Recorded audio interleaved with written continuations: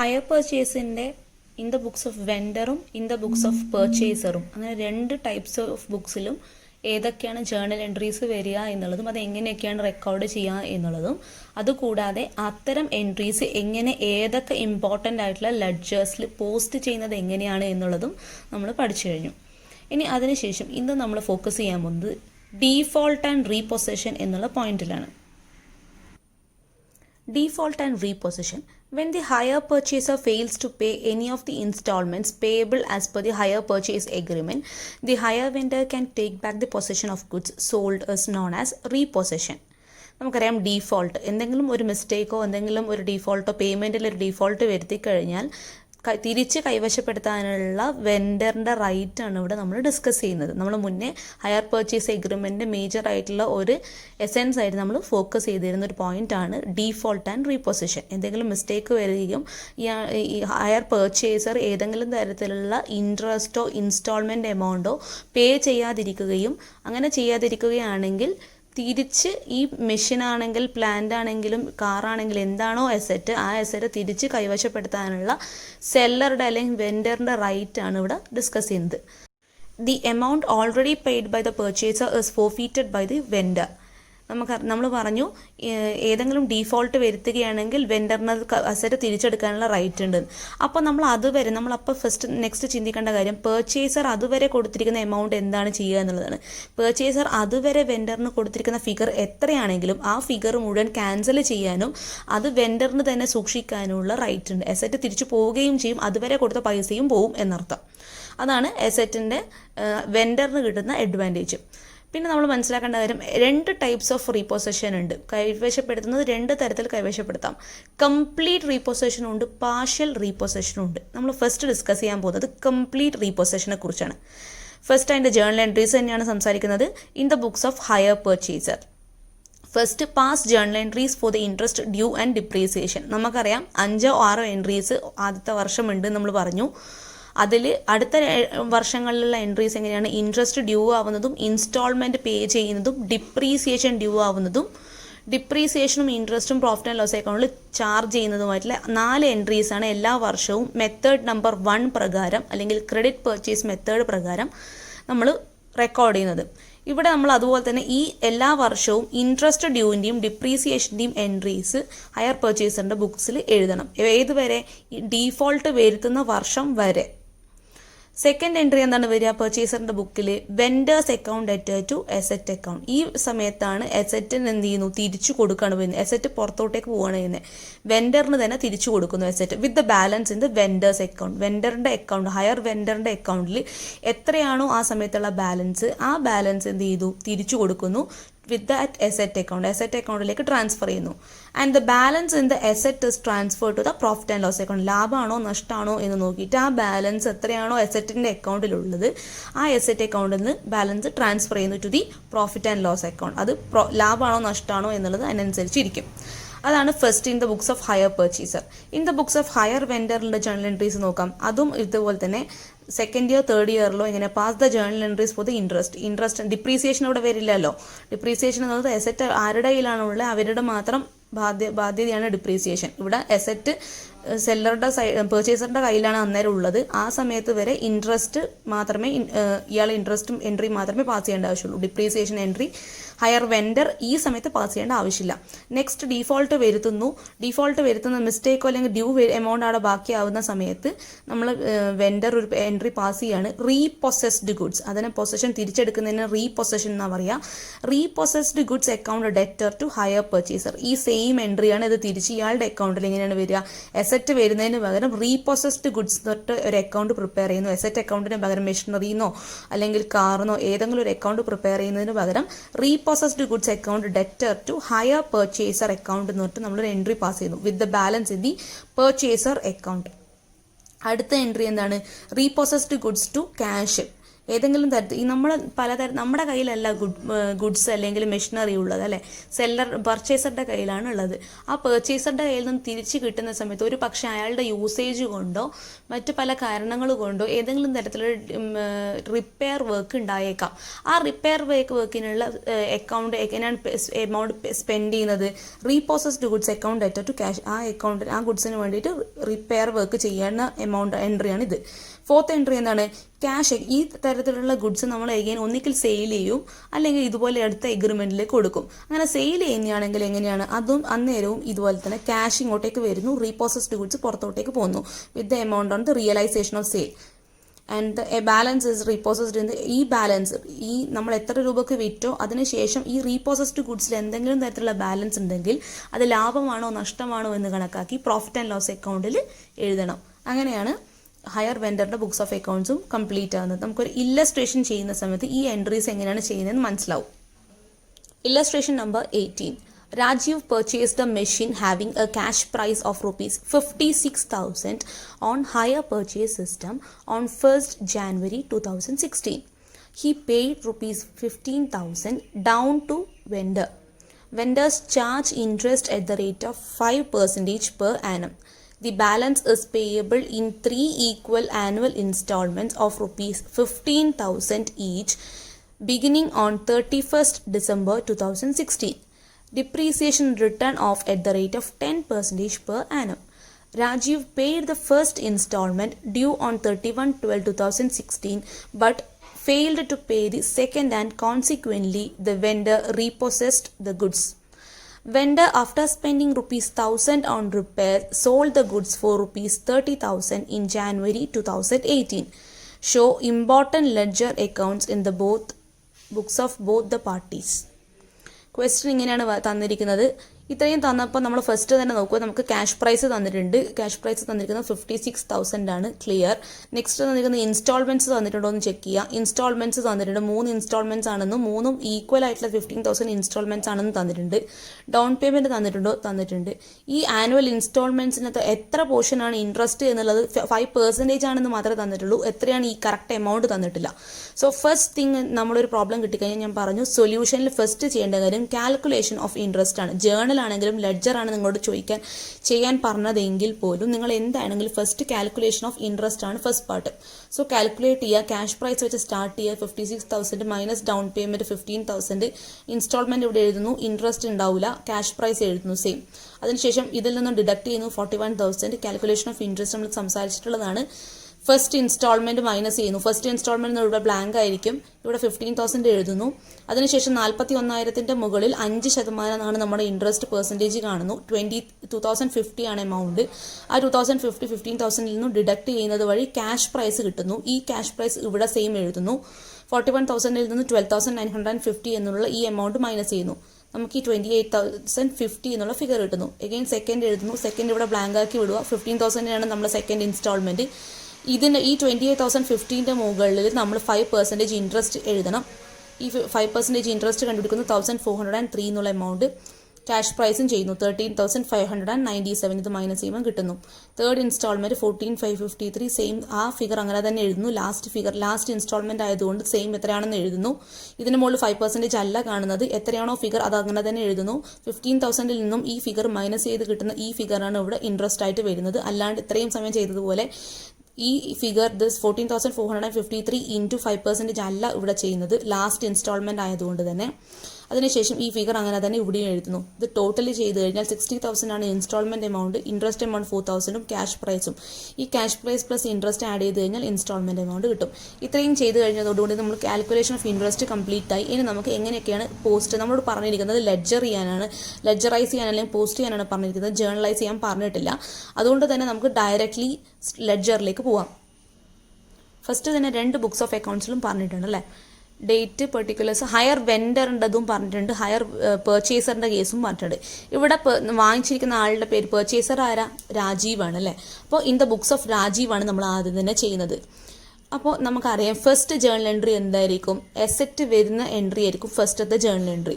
So asset account debtor to hire vendor എന്നുള്ളതായിരിക്കും നമ്മുടെ first entry. Higher വെൻഡറിൻ്റെ അക്കൗണ്ടിൽ എന്തായിരിക്കും ഇപ്പോൾ ജേണൽ എൻട്രി വരിക? എസെറ്റ് എന്ന് പറയുന്നത് മെഷീനാണ്. അപ്പോൾ ബൈ എസെറ്റ് എന്ന് പറഞ്ഞിട്ട് ബൈ മെഷീൻ എഴുതുക 1/1/2016 56,000 ക്യാഷ് പ്രൈസ് വെച്ചിട്ട് ക്രെഡിറ്റ് ചെയ്യണം. ഫസ്റ്റത്തെ എൻട്രി. നെക്സ്റ്റ് എൻട്രി എന്താണ് വരിക? സെക്കൻഡ് എൻട്രി ആലോചിച്ച് നോക്കും. നമുക്കറിയാം ഒരു 6 സെറ്റ് ഓഫ് എൻട്രീസ് ആണ് ഫസ്റ്റത്തെ വർഷം വരിക. അപ്പോൾ ഫസ്റ്റ് എൻട്രി കഴിഞ്ഞു, എസെറ്റ് വന്നു, asset account debtor to hire vendor എഴുതി കഴിഞ്ഞു. സെക്കൻഡ് എൻട്രി എന്താണ്? ഡൗൺ പേയ്മെൻറ്റ് കൊടുക്കുന്നതാണ് ആദ്യത്തെ 1/1 ആദ്യത്തെ വർഷം തന്നെ ഫസ്റ്റ് തന്നെ കൊടുക്കുന്നു. അപ്പോൾ എന്തായിരിക്കും ജേണൽ എൻട്രി വരുന്നത്? Hire vendor account debtor to cash ആണ് അല്ലേ? ക്യാഷ് പുറത്തോട്ടേക്ക് പോവുകയാണ്, ഹയർ വെൻഡറിന് കൊടുക്കുന്നു. സോ ടു ക്യാഷ് എന്ന് പറഞ്ഞിട്ട് 15,000 ആണ് ഡൗൺ പേയ്മെൻറ്റ്, അത് എഴുതുന്നു. അതിനുശേഷം നെക്സ്റ്റ് എഴുതേണ്ടത് തേർഡ് എൻട്രി ആയിട്ട് വരുന്നത് ഇൻട്രസ്റ്റ് ഡ്യൂ ആവുന്നതാണ്. അത് എപ്പോഴാണ്? വർഷത്തിൻ്റെ അവസാനമാണ് വരിക. 31 ഡിസംബർ 2016 നമ്മൾ ഇൻട്രസ്റ്റ് ഡ്യൂ ആവുന്ന എൻട്രി. ഇൻട്രസ്റ്റ് എന്നുള്ളത് ഹയർ പർച്ചേസറിനെ സംബന്ധിച്ചിടത്തോളം ഒരു എക്സ്പെൻസ് ആയതുകൊണ്ട് തന്നെ അതിനെ ഡെബിറ്റ് ചെയ്യണം. Interest account debtor to hire vendor എന്നുള്ളതാണ് വരിക. സോ ബൈ ഇൻട്രസ്റ്റ് 2015 നമ്മൾ നേരത്തെ കണ്ടുപിടിച്ച ഇൻട്രസ്റ്റ് എഴുതുന്നു 2050. 3 വർഷത്തെ interest, first year, second year, third year, ഈ 3 വർഷത്തെ ഇൻട്രസ്റ്റ് നമ്മൾ തന്നെ കണ്ടുപിടിച്ചിട്ടുണ്ട്. ഈ 2050 ഇവിടെ എഴുതുന്നു. നെക്സ്റ്റ് എൻട്രി എന്താണ്? ഇൻസ്റ്റാൾമെൻറ്റ് പേ ചെയ്യുന്ന എൻട്രിയാണ്. ഇൻസ്റ്റാൾമെൻറ്റ് പേ ചെയ്യുന്ന സമയത്ത് എന്തായിരിക്കും എൻട്രി? ക്യാഷ് പുറത്തോട്ടേക്ക് പോവുകയാണ്, അതുകൊണ്ട് തന്നെ ക്യാഷിനെ ക്രെഡിറ്റ് ആണ് ചെയ്യേണ്ടത്. Hire vendor account debtor to cash. നമുക്കറിയാം ഫസ്റ്റ് എല്ലാ ഇൻസ്റ്റാൾമെൻറ്റ്സും 15,000 ഈക്വൽ ആണെന്ന് പറഞ്ഞിട്ടുണ്ട്. Hire vendor account debtor to cash ആണ് എൻട്രി. അതിനുശേഷം അടുത്തത് ഇത്രയും 4 എൻട്രീസ് നമ്മൾ പോസ്റ്റ് ചെയ്ത് കഴിഞ്ഞു. പിന്നീടുള്ള എൻട്രി എന്തായിരിക്കും? ഡിപ്രീസിയേഷൻ എൻട്രി ഉണ്ടാവും, 5ാമത്തെ എൻട്രി. പിന്നീട് ഡിപ്രീസിയേഷന് ശേഷം പ്രോഫിറ്റ് ആൻഡ് ലോസ്. ഡിപ്രീസിയേഷൻ എന്നുള്ളത് ഏതിലാണ് വരിക? Depreciation account debtor to machinery അല്ലെങ്കിൽ എസെറ്റ് ആണ് വരിക. അതുകൊണ്ട് ഡിപ്രീസിയേഷനും അല്ല എസെറ്റും അല്ല ഇവിടെ വരുന്നത്, ഹയർ വെൻഡറുടെ അക്കൗണ്ടാണ്. സോ അത് 2 ഫിഗേഴ്സും ഈ അക്കൗണ്ടിൽ വരില്ല. അടുത്ത എൻട്രി എന്താണ്? പ്രോഫിറ്റ് ആൻഡ് ലോസ് അക്കൗണ്ടിലേക്ക് മാറ്റുന്നതാണ് 6th എൻട്രി, അതും ഇതിൽ വരില്ല.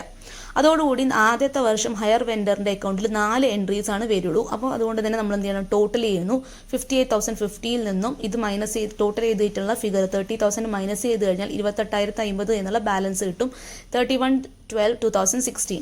ഡേറ്റുകൾ എപ്പോഴും ശ്രദ്ധിക്കണം. ഈ എമൗണ്ട് എന്ത് ചെയ്യണം? ഇപ്പുറത്തെ വർഷത്തേക്ക് ക്യാരി ഫോർവേഡ് ചെയ്തിടുന്നു 1/1/2017 28,050. അഗൈൻ ഈ അടുത്ത വർഷം എന്തൊക്കെ എൻട്രീസ് വരുക? ഇൻട്രസ്റ്റ് ഡ്യൂ ആവുന്ന എൻട്രി വരും. Interest account debtor to hire vendor ആയതുകൊണ്ട് ബൈ ഇൻട്രസ്റ്റ് 1,403 എന്നുള്ള ഫിഗർ എഴുതി. അടുത്ത എൻട്രി എന്താണ് വരുന്നത്? ക്യാഷ് പേയ്മെൻ്റ് ആണ്, അല്ലെങ്കിൽ ഇൻസ്റ്റാൾമെൻറ്റ് പേയ്മെൻ്റ് ആണ്. സെക്കൻഡ് ഇയറിലെ ഇൻസ്റ്റാൾമെൻറ്റ് പേയ്മെൻറ്റ്. പക്ഷെ നമ്മളൊന്ന് ക്വസ്റ്റ്യൻ ശ്രദ്ധിച്ചേ. നിങ്ങളുടെ ക്വസ്റ്റ്യനിൽ ക്ലിയർ ആയി തന്നിട്ടുണ്ട്, Rajeev paid the first instalment due on 31/12/2016 but failed to pay the second. അപ്പോൾ അതായത് അവർ ഫസ്റ്റ് ഇൻസ്റ്റാൾമെൻറ്റ് മാത്രമേ പേ ചെയ്തിട്ടുള്ളൂ, സെക്കൻഡ് ഇൻസ്റ്റാൾമെൻറ്റ് പേ ചെയ്തിട്ടില്ല. അതുകൊണ്ട് തന്നെ വെൻഡർ സെക്കൻഡ് ഇൻസ്റ്റാൾമെൻറ്റ് മുതൽ ഗുഡ്സ് റീപ്രോസസ് ചെയ്തിരുന്നു. സോ 31/12/2016 കഴിഞ്ഞ സെക്കൻഡ് ഇൻസ്റ്റാൾമെൻറ്റ് എപ്പോഴാണ് വരിക? 31/12/2017. അതാണ് നമ്മളിപ്പോൾ സംസാരിച്ചുകൊണ്ടിരിക്കുന്നത്. ആ ഇൻസ്റ്റാൾമെൻറ്റ് അയാൾ പേ ചെയ്തിട്ടില്ല. അയാൾ ആ ഇൻസ്റ്റാൾമെൻറ്റ് പേ ചെയ്തിട്ടില്ലെങ്കിൽ കൂടിയും ഇൻട്രസ്റ്റ് ഡ്യൂ ആവുന്ന ആ എൻട്രി നമ്മൾ പോസ്റ്റ് ചെയ്യണം. ഇൻട്രസ്റ്റ് ഡ്യൂ ആവുന്ന ഈ എൻട്രി പോസ്റ്റ് ചെയ്തു, പക്ഷേ ഇൻസ്റ്റാൾമെൻറ്റ് പേ ചെയ്യുന്ന എൻട്രി ഇയാൾ ഫെയിൽ ചെയ്തതുകൊണ്ട് തന്നെ അത് അവിടെ ഉണ്ടാവില്ല. അതുകൊണ്ട് തന്നെ 31/12/2017 ഇയാൾ തിരിച്ചെടുക്കുകയാണ് മെഷീനറി. അതുകൊണ്ട് എന്ത് ചെയ്യണം? നമ്മൾ അടുത്ത എൻട്രി എന്താണെന്ന് നമ്മൾ പറഞ്ഞിട്ടുള്ളത് hire vendor account debtor to machinery. Hire വെൻഡറിൽ എത്രയാണോ ആ ബാലൻസ് ഉള്ളത്, ആ ബാലൻസ് നമ്മൾ എന്തിലേക്ക് മാറ്റണം? എസെറ്റ് അക്കൗണ്ടിലേക്ക് അല്ലെങ്കിൽ മെഷീനറി അക്കൗണ്ടിലേക്ക് മാറ്റണം. ഇത് തമ്മിൽ ആഡ് ചെയ്തിട്ട് 29,453 എന്നുള്ള ഫിഗർ ടോട്ടലായിട്ട് എന്ത് ചെയ്യുന്നു? നമ്മൾ ഹയർ വെൻഡർ അക്കൗണ്ട് ക്ലോസ് ആവുന്നു. കാരണം അയാളുമായിട്ടുള്ള ഇടപാടുകൾ നമുക്ക് തീർന്നു, മെഷീനറി നമ്മൾ തിരിച്ചു കൊടുത്തു, അത് നമ്മൾ മെഷീനറി അക്കൗണ്ടിലേക്ക് മാറ്റുന്നു 29,453.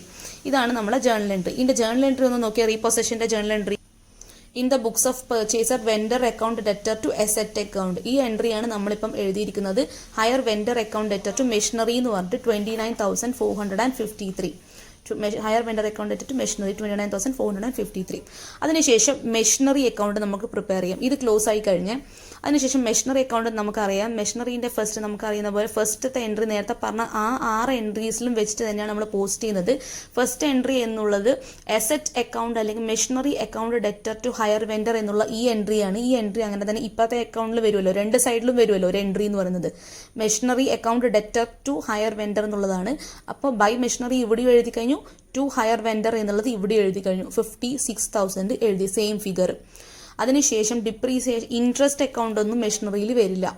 ആകെ പിന്നെ എസറ്റിനെ എഫക്ട് ചെയ്യുന്ന എന്തായിരിക്കും എൻട്രി 31 ഡിസംബർ 2016 എൻട്രി എന്ന് പറയുന്നത് ഡിപ്രീസിയേഷൻ എൻട്രിയാണ് പിന്നീട് മെഷീനറീനെ എഫക്ട് ചെയ്യുന്നത്. അതായത് ഞാൻ നേരത്തെ പറഞ്ഞ 6 എൻട്രീസിൽ 5ാമത്തെ എൻട്രി ആയിട്ടുള്ള depreciation account debtor to machinery എന്നുള്ള എൻട്രിയാണ് ഇതിനെ എഫക്ട് ചെയ്യുന്നത്. So depreciation account debtor to machinery എന്ന് പറഞ്ഞിട്ട് 5600. ഓക്കെ, അതിനുശേഷം നമ്മൾ എന്ത് ചെയ്യുന്നു, ബാലൻസ് ചെയ്യുന്നു. എത്രയാണ് 56,000 നിന്നും 5,600 മൈനസ് ചെയ്തിട്ട് 50,400 ബാലൻസ് ചെയ്യുന്നു. ആ ബാലൻസ് ചെയ്യുന്നത് അടുത്ത വർഷത്തേക്ക് ക്യാരി ഫോർവേഡ് ചെയ്യുന്നു ഇപ്പുറത്തെ ഭാഗത്തേക്ക്. എപ്പോഴും ബാലൻസ് ഏത് ഭാഗത്താണോ ബാലൻസിൽ അതിൻ്റെ ഓപ്പോസിറ്റ് സൈഡിലേക്കായിരിക്കും ക്യാരി ഫോർവേഡ് ചെയ്യുക. 50,400 നമുക്കറിയാം 31/12/2017 അടുത്ത ഡിപ്രീസിയേഷൻ ചാർജ് ചെയ്യേണ്ടത് സെക്കൻഡ് ഇയറിലേക്ക് അല്ലേ. സെക്കൻഡ് ഇയറിലേക്ക് ഡിപ്രീസിയേഷൻ ചാർജ് ചെയ്യുന്നു. ഡിപ്രീസിയേഷൻ 5,600. പക്ഷെ നമ്മൾ സെക്കൻഡ് ഇയറിൽ ഡിഫോൾട്ട് വരുത്തുന്നുണ്ടല്ലോ. പക്ഷേ സെക്കൻഡ് ഇയർ വരെ നമ്മുടെ കയ്യിലാണ് മെഷീനറി ഉള്ളത്. അതുകൊണ്ട് തന്നെ സെക്കൻഡ് ഇയറിലെ ഡിപ്രീസിയേഷനും കൂടി ചാർജ് ചെയ്യേണ്ടിയിരിക്കുന്നു 5,600.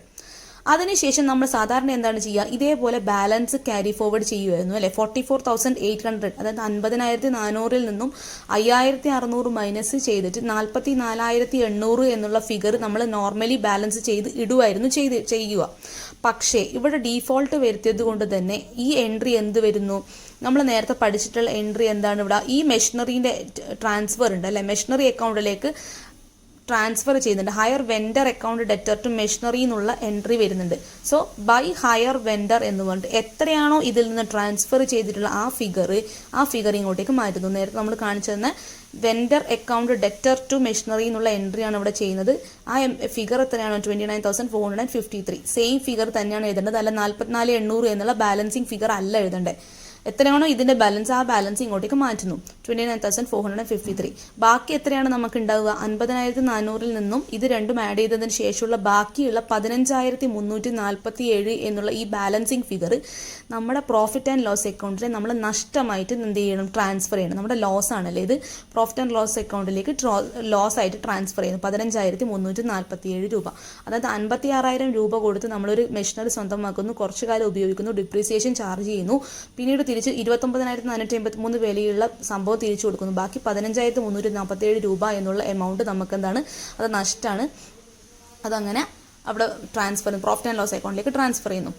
അതിനുശേഷം ഇനി ഈ 2 ബുക്സ് ഓഫ് അക്കൗണ്ട്സ് നമ്മൾ മെൻഷൻ ചെയ്ത് കഴിഞ്ഞു. അടുത്തതായിട്ട് എന്താ, ഹയർ വെൻഡറുടെ ലെഡ്ജർ അക്കൗണ്ട്സിലേക്ക് എങ്ങനെയാണ് ഇത് ട്രാൻസ്ഫർ ചെയ്യുക എന്നുള്ളതാണ്. എങ്ങനെയാണ് ഈ എൻട്രീസ് വരിക എന്നുള്ളതാണ് നമ്മൾ മുന്നേ പഠിച്ചിട്ടുള്ളതാണ്. ഹയർ വെൻഡറുടെ ഇവിടെ പുതിയതായി പഠിക്കുന്നത് റീപൊസഷൻ്റെ എൻട്രീസ് മാത്രമാണ്. പക്ഷെ മൊത്തം ഉള്ള ഫുൾ ആയിട്ടുള്ള പ്രോബ്ലമാണ് നമ്മളുള്ള ചെയ്യുന്നത്. അതുകൊണ്ട് തന്നെ നേരത്തെ പോലെ തന്നെ ആദ്യത്തെ എൻട്രി ഹയർ വെൻഡറുടെ ബുക്സ് ഓഫ് അക്കൗണ്ട്സിലാണ്. ഹയർ വെൻഡറിൻ്റെ ബുക്സ് ഓഫ് അക്കൗണ്ട്സിലെ ഫസ്റ്റ് ജേർണൽ എൻട്രി എന്ന് പറയുന്നത് രാജീവിൻ്റെ അക്കൗണ്ട് അല്ലേ, hire purchaser account debtor to machine എന്നുള്ളതായിരിക്കും എൻട്രി വരിക. മെഷീൻ പുറത്തോട്ടേക്ക് പോവുകയാണ് ഹയർ സെല്ലറിനെ സംബന്ധിച്ചിടത്തോളം. അതുകൊണ്ട് തന്നെ വെൻഡറിനെ സംബന്ധിച്ചിടത്തോളം പുറത്തോട്ടേക്ക് പോകുന്നത് കൊണ്ട് തന്നെ journal entry will be hire purchaser account debtor to asset ആണ്. ഇവിടെ Rajeev account debtor to machine എന്ന് പറഞ്ഞിട്ട് ഈ സൈഡിൽ ആദ്യം ഈ എഴുതിയിരിക്കുന്ന അതേ എൻട്രി ഇപ്പുറത്തെ ഇയാളുടെ ബുക്സ് ഓഫ് അക്കൗണ്ട്സിൽ 56,000 എന്ന് പറഞ്ഞിട്ട് എഴുതുന്നു. അതിനുശേഷം ക്യാഷ് ഇയാൾക്ക് കിട്ടുന്നുണ്ട്. ക്യാഷ് എന്ന് പറയുന്നത് ഡൗൺ പേയ്മെൻ്റ് ആണ്. അപ്പോൾ ക്യാഷ് റിസീവ് ചെയ്യുന്നതാണ്.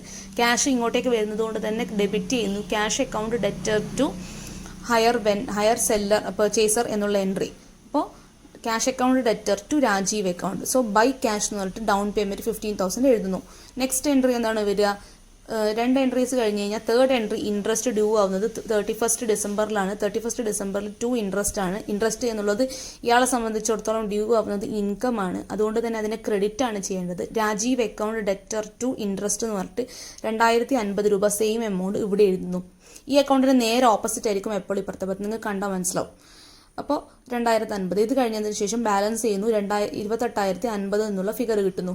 ഈ ബാലൻസ് എന്ത് ചെയ്തു, ഇപ്പുറത്തെ ഭാഗത്തേക്ക് 1/1/2017 ഇടുന്നു. എഗെയിൻ ഇവിടെയും ഇൻട്രസ്റ്റ് ചാർജ് ചെയ്യുന്നു അല്ലേ. ഇൻട്രസ്റ്റ് കിട്ടാനുള്ള ഇൻട്രസ്റ്റ് ഡ്യൂ ആണെന്ന് പറഞ്ഞിട്ട് 31/12/2017 ഇവിടുത്തെ പോലെ തന്നെ 1,403 എന്നുള്ള ഫിഗർ ഇവിടെയും ഡ്യൂ ആക്കി കാണിക്കുന്നു. അതിനുശേഷം എന്താണ് സംഭവിക്കുന്നത്, ഈ ആൾ പേ ചെയ്യുന്നില്ല. നമുക്ക് നെക്സ്റ്റ് എൻട്രി ആയിട്ട് വരേണ്ടത് ഇൻസ്റ്റാൾമെൻറ്റ് കിട്ടുന്ന ഇൻസ്റ്റാൾമെൻറ്റ് റിസീവ് ചെയ്യുന്ന എൻട്രിയാണ് വേണ്ടത്. ഇൻസ്റ്റാൾമെൻറ്റ് റിസീവ് ചെയ്യാൻ സെക്കൻഡ് ഇയറിലെ ഇൻസ്റ്റാൾമെൻറ്റ് ഇയാൾ പേ ചെയ്യാൻ ഇയാൾ ഫെയിൽ ആവുന്നു. അതുകൊണ്ട് തന്നെ ഇയാൾ ഈ മെഷീനറി തിരിച്ചെടുക്കുകയാണ് ചെയ്യുന്നത്. സോ റീപൊസഷൻ്റെ എൻട്രി എന്താണെന്ന് നമുക്ക് നോക്കാം. Pass journal entry for the interest നമ്മൾ 1,403 ഇൻട്രസ്റ്റ് പാസ് ചെയ്ത് കഴിഞ്ഞു. അതിനുശേഷം repossessed goods account debtor to hire purchase account. Hire purchasers account അല്ലേ. റീപ്രോസസ്ഡ് ഗുഡ്സ് ആണ്, ഒരു മെഷീനറി എന്ന് എഴുതുന്നതിന് പകരം നമ്മൾ റീപ്രോസസ് ചെയ്ത ഗുഡ്സിന്റെ അക്കൗണ്ടിലേക്കാണ് മാറ്റുന്നത് with the balance in the purchaser account. പർച്ചേസറിന്റെ അക്കൗണ്ടിൽ എത്രയാണോ ബാലൻസ്, നമ്മൾ നേരത്തെ പറഞ്ഞു 29,453 അല്ലേ. ഈ എത്രയാണോ ബാലൻസ് ഉള്ളത് ആ ബാലൻസ് ഇത് രണ്ടും കൂടി കൂട്ടിയിട്ട് 29,453 എന്നുള്ളതാണ് രാജീവറിന്റെ അല്ലെങ്കിൽ പർച്ചേസറിന്റെ അക്കൗണ്ടിലെ ബാലൻസ്. ഈ ബാലൻസ് എന്ത് ചെയ്യുന്നു, ഇപ്പുറത്തേക്ക് റീപ്രോസസ്ഡ് അക്കൗണ്ട്സിലേക്ക് മാറ്റുന്നു. എൻട്രി എന്താണ്, repossessed goods account debtor to Rajeev account. എത്രയാണോ ഫിഗർ ആ ഫിഗർ അങ്ങനെ തന്നെ ട്രാൻസ്ഫർ ചെയ്യുന്നു. അതോടുകൂടി രാജീവ് അക്കൗണ്ട് എന്നുള്ള പിക്ചർ ഈ ഹയർ വെൻഡറിന്റെ ബുക്സ് ഓഫ് അക്കൗണ്ട്സിൽ ക്ലോസ് ആവുന്നു. ഇവിടുത്തെ പോലെ തന്നെ ഇവിടെയും ക്ലോസ് ആവുന്നു. 29,455 ഇവിടെ ഇതും നില്ലാവുന്നു, ഇതും നില്ലാവുന്നു. അതിനുശേഷം നമ്മൾ ഏതാണ് ഈ മെഷീനറി അക്കൗണ്ടിന് പകരം ഹയർ വെൻഡറിന്റെ ബുക്കിൽ ഒരു എൻട്രിയും ഒരു അക്കൗണ്ടും കൂടി വരും അല്ലെ, റീപ്രോസസ്ഡ് ഗുഡ്സ്. റീപ്രോസസ്ഡ് ഗുഡ്സിനെ കുറിച്ചാണ് നമ്മൾ സംസാരിക്കാൻ പോകുന്നത്. ഫസ്റ്റ് തന്നെ ജേണൽ എൻട്രി തന്നെ 31 ഡിസംബർ 2017 റീപ്രോസസ്ഡ് ഗുഡ്സ് എന്ന് പറഞ്ഞാൽ വരുന്നത് അല്ലേ. 16 നമ്മൾ മെഷീനറിന്റെ അക്കൗണ്ട് സ്റ്റാർട്ട് ചെയ്യുന്നതെങ്കിലും ഇവിടെ തുടങ്ങുന്നത് എപ്പോഴാണ്, 31/12 ഇയാൾ ഡീഫോൾട്ട് വരുത്തുന്ന സമയം മുതലാണ് റീപ്രോസസ്ഡ് ഗുഡ്സ് എന്നുള്ളൊരു അക്കൗണ്ട് വെൻഡറുടെ അക്കൗണ്ടിൽ ബുക്സ് ഓഫ് അക്കൗണ്ട്സിൽ സ്റ്റാർട്ട് ചെയ്യുന്നത്. അപ്പോൾ ആദ്യത്തെ എൻട്രി നമ്മൾ നേരത്തെ പറഞ്ഞ പോലെ repossessed goods account debtor to Rajeev account എന്ന് പറഞ്ഞ ഒരു ജേണൽ എൻട്രി നമ്മൾ നേരത്തെ പറഞ്ഞാണല്ലോ. ഈ entry repossessed goods account debtor to hire purchase അല്ലെങ്കിൽ രാജീവ് അക്കൗണ്ട്. ആ എൻട്രി സെയിം ആണ്. റീപ്രോസസ്ഡ് ഗുഡ്സിൻ്റെ അകത്ത് ഇവിടെ ടു രാജീവ് അക്കൗണ്ട് എന്ന് പറഞ്ഞാൽ നമ്മൾ നേരത്തെ കണ്ടുപിടിച്ചിട്ടുള്ള 29,453 എന്നുള്ള ഈ ഫിഗർ എഴുതുന്നു. 29,453. അതിനുശേഷം ഈ ബാലൻസ് എന്ത് ചെയ്യുന്നു, ഈ വർഷം തന്നെ ഇയാൾ വിൽക്കുന്നുണ്ടോ ഇല്ല. ഇയാളുടെ നമ്മുടെ ക്വസ്റ്റ്യനിൽ തന്നിട്ടുണ്ട് ഇയാൾ Rajeev paid vendor after spending ₹1,000 on repairs sold the goods for ₹30,000 in January 2018. അയാൾ വിൽക്കുന്നതും 2018 റിപ്പയർ ചെയ്യുന്നതും 2018. അതുകൊണ്ട് തന്നെ 31/12/2017 എന്നുള്ള ഈ ഫിഗറിൽ ഈ വർഷത്തിന്റെ അവസാനം ഈ ബാലൻസ് വെച്ച് നമ്മൾ ക്ലോസ് ചെയ്യുന്നു. ഈ ബാലൻസിൽ നിന്ന് നെക്സ്റ്റ് ഇയറിലേക്ക് 1/1/2018 ട്രാൻസ്ഫർ ചെയ്യുന്നു. Balance broad down.